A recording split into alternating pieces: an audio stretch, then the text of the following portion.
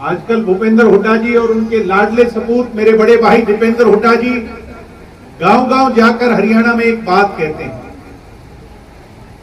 कि 75 पार की बात करने वालों को यमुना पार भेजने की बात करने वाले लोग कांग्रेस के साथ ना आकर के उनकी गोद में जाकर के बैठ गए। यही बात कहते हैं कि नहीं कहते हैं? मैंने हुड्डा जी के सामने एक प्रेस कॉन्फ्रेंस करी, पीछे आपने गुड़गांव में पता नहीं पढ़ी कि नहीं पढ़ी।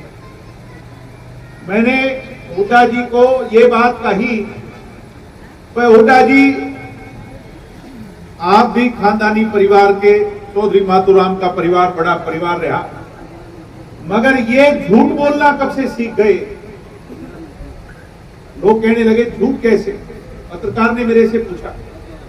मैंने कहा चौधरी भूपेंद्र हुड्डा जी बहुत बड़े नेता हैं, मैं तो कुछ भी नहीं, मगर दुष्यंत जी से हमने एक बात कही थी कि बीजेपी के खिलाफ वोट मिले हैं हमें, पहला मौका हमें कांग्रेस को देना चाहिए, कांग्रेस को सरकार का देना चाहिए।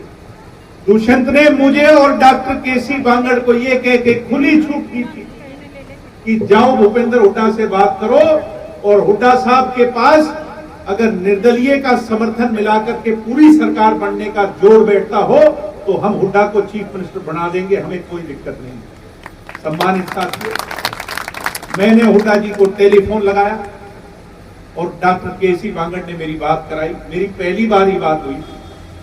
मैंने कहा चोई साहब, ये जितने निर्दलीय जीत के आए हैं, सुनन की बात है, थोड़ा गौर से सुनो, ये जितने निर्दलीय जीत के आए हैं ये सारे के सारे आपकी पुरानी सरकार में आपके चेले रह रहे हैं कि रह रहे? इन्हें हुड्डा साहब आप इकट्ठा कर लो, हम बीजेपी के सब खिलाफ जीत के आए हैं, पहला मौका आपका है। हुड्डा साहब कहने लगे शाम तक का टाइम दो। हमने शाम तक का टाइम दिया। मैंने हुड्डा साहब को दोबारा फोन मारा, बोला कल सुबह फैसला करेंगे। अगले दिन सुबह बात हुई तो हुड्डा साहब कहने लगे यूं नहीं होया करता, पहले अपना 10 का ले आओ समर्थन, फिर देखेंगे आगे की बात। आपने भी इस बात का बेरा है, यहां 1000 लोग बैठे होंगे, समझदार राजनीतिक जागरूक लोग, कि किसी भी निर्दलीय का समर्थन भूपेंद्र हुड्डा जी के साथ नहीं था तो बता दो, एक भी हाथ खड़ा करके नहीं था, एक भी हाथ। ये चोई साहब हुड्डा जी हमारा क्या करना चाहते थे आपने बता दूं, इनकी एक सोच थी कि बीजेपी का राज तो निर्दलीय के साथ बन जाए, तू विपक्ष का नेता बन जाए, और इस दुष्यंत चौटाला की हालात कुलदीप बिश्नोई की हरियाणा जनहित कांग्रेस पार्टी जैसी हो जाए, ये अकेला रह जाए। 15 साल तो संघर्ष में इन्हें हो लिए, 5 साल और ये विपक्ष में बैठ जाएंगे, 20 साल में एक पीढ़ी बदल जाती है, इनको कोई पूछेगा ही नहीं। यही बात थी कि नहीं थी सम्मानित बुजुर्गों, नौजवानों? इनकी एक सोच थी कि दुष्यंत चौटाला की राजनीतिक हत्या कर दी जाए, मगर वो इनके भुलेखे में आने वाला नेता नहीं, पढ़ा लिखा नेता है। दुष्यंत चौटाला ने बीजेपी को खुला ऑफर दिया। भारतीय जनता पार्टी के बड़े नेता, आज देश के गृह मंत्री हैं अमित शाह जी ने दुष्यंत को बुलाया। 5 बड़ी बातों पर समझौता हुआ। सत्ता सुख भोगने का साधन नहीं, जनसेवा का माध्यम है। इस नीति पर उन 5 बातों को लेकर के हम सरकार में शामिल हुए। दुष्यंत उप मुख्यमंत्री बने। सम्मानित साथियों, उप मुख्यमंत्री बनने के बाद 75% आरक्षण पहली कलम से लागू किया कि नहीं किया? आज जनता बैठी है सामने, बताओ। मगर भूपेंद्र हुड्डा ने फरीदाबाद की इंडस्ट्रियल एसोसिएशन के मार्फिक 13 वकील दुष्यंत के खिलाफ हाई कोर्ट में खड़े कर दिए। वो मामला स्टे हो गया। आज वहां पर हमें कोई फैसला हमारे हक में नहीं मिला, मामला सुप्रीम कोर्ट में पेंडिंग है। मैं आपको एक वादा देता हूं, ये लड़ाई हम मेरे या दुष्यंत के या इस मंच पे खड़े लोगों के लिए नहीं लड़ रहे। गरीब परिवार के बच्चे जो आज सरकारी नौकरी नहीं लग सकते, उनको प्राइवेट कंपनियों के अंदर कम से कम स्थायी रोजगार मिल जाए, उनके लिए लड़ रहे हैं। में हमारे पर आरोप लगने लगे थे मंडी टूटेंगी, एमएसपी खत्म होगी। क्या मंडी टूटी? क्या आपकी बता दो, आप सारे खड़े बैठे। कोई एमएसपी टूटी हो बड़ी है पहले से? इतना जीरी का भाव पहले मिला हो, इतना बता दो आज हरियाणा में जितना है। तो सारे काम हुए हैं। एक मलाल है 5100 की पेंशन का, कलम फाटी है, चौधरी देवीलाल की कलम है, मगर स्याही कम है। समझो मेरी बात। एमएलए कितने हैं? 10। कई बार लोग कह देते हैं वो ठाठ नहीं जो ताऊ के जमाने में होया करते। सम्मानित साथियों, आप कहो हम उस दोष को अपने सिर लेने को तैयार हैं, आप कहो आपकी नाराजगी हम स्वीकार करने को तैयार हैं, मगर भूपेंद्र हुड्डा जी ये बात कहे तो बिल्कुल गलत है।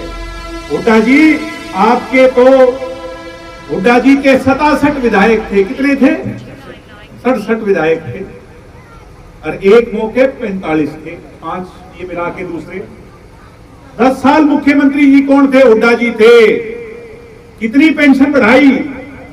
750 रुपये। दुष्यंत ने 2 साल कोरोना के, किसान आंदोलन के, पता नहीं क्या क्या मुश्किलात आई, 4 साल मसा सरकार चली है, कितनी पेंशन बढ़ा दी? 1000 रुपये बढ़ा दी कि नहीं बढ़ा दी? हमारे कितने एमएलए? 10 एमएलए। अगर हमारे पास 67 छोड़ो, 60 छोड़ो, 50 छोड़ो, 40 एमएलए भी होते तो पहले दिन 5100 पेंशन कर देते।